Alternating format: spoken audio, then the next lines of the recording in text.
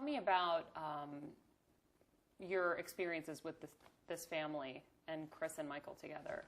Well, when I first met the family, the accuser, he bragged about how Michael was his best friend and, you know, all the things that they would do and their friendship that they had. And it seemed like a really great thing, and it seemed like something that really brought a lot of joy to his life. And the entire time while he was sick and undergoing chemotherapy, I actually never even met the mom. The mom never seemed to come around until after he was better. And, you know, and once he was better and we started to do other things, then the mom was around all the time, and I never saw his father anymore. So the mom was non-existent in the beginning, then the dad was non-existent after. I never met the mom for a year. Didn't that ever confuse you? I mean, to not meet the biggest pop star in the whole world, like, you wouldn't be curious to come meet him? Your son's hanging out with him, calling him his best friend?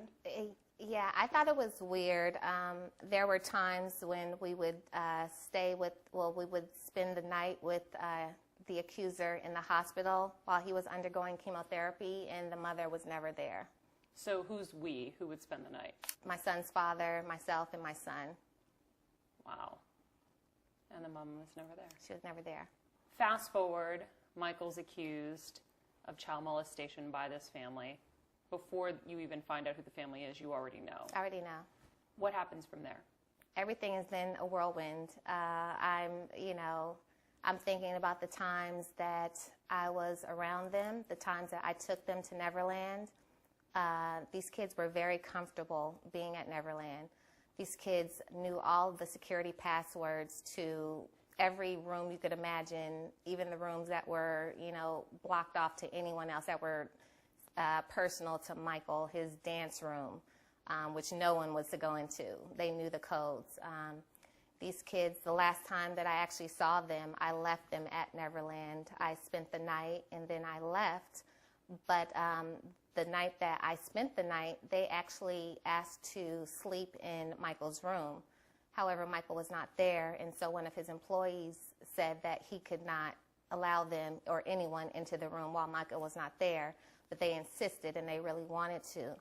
And when I thought of what the accuser was saying Michael did, I thought to myself, what child would want to go into the room where these awful things were happening to them? But was that before or after it could have happened?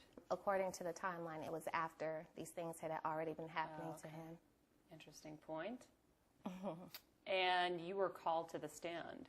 I was. What was that experience like? It was an emotional experience for myself. I felt betrayed by this family.